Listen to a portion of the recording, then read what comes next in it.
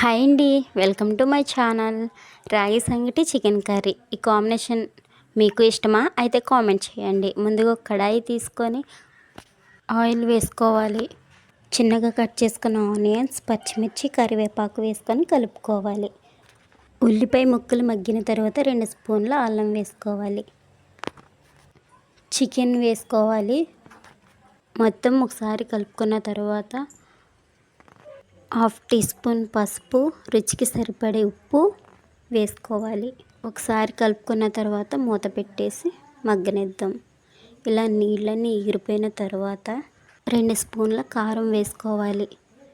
మొత్తం కలుపుకున్న తర్వాత 1 గ్లాసు నీళ్ళని వేసుకోవాలి. మొత్తం కలుపుకున్న తర్వాత మూత పెట్టి ఉడకనిద్దాం. 1 స్పూన్ మసాలా వేసుకోవాలి. కొత్తిమీర వేసుకొని సర్వ్ చేసుకోవడమే. Thanks for watching. Please subscribe.